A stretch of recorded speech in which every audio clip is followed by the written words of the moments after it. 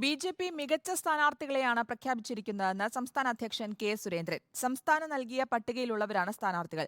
PC. George ഉപാധികളില്ലാതെയാണ് പാർട്ടിയിൽ ചേർന്നത്. അദ്ദേഹത്തിന് കേന്ദ്ര നേതൃത്വം അർഹിക്കുന്ന പരിഗണന നൽകുമെന്നും സുരേന്ദ്രൻ പറഞ്ഞു. സംസ്ഥാന നേതൃത്വം നൽകിയ പട്ടിക കേന്ദ്ര നേതൃത്വം വെട്ടിയെന്ന അഭ്യൂഹങ്ങൾക്കിടെയാണ് പ്രഖ്യാപനം.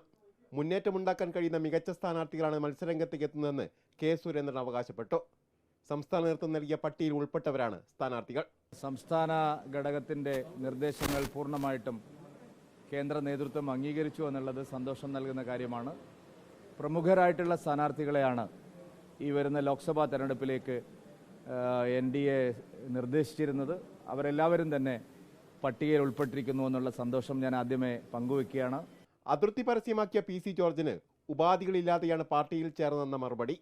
അർഹമായ സമയത്ത് ഉചിതമായ സ്ഥാനം നൽകും. പി.സി. ജോർജ് നിരുപാധികമാണ് NDAയിൽ ചേർന്നത്. അദ്ദേഹം ഒരു തരത്തിലുള്ള ഉപാധികളും മുന്നോട്ട് വെച്ചിട്ടില്ല. അക്കാര്യത്തിൽ അദ്ദേഹത്തിന് വളരെ കൃത്യമായിട്ടുള്ള ധാരണകളുണ്ട്.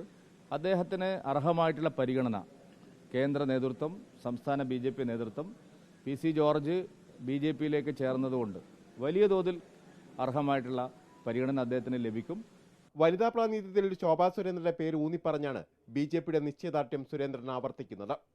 റിപ്പോർട്ടർ, കോഴിക്കോട്.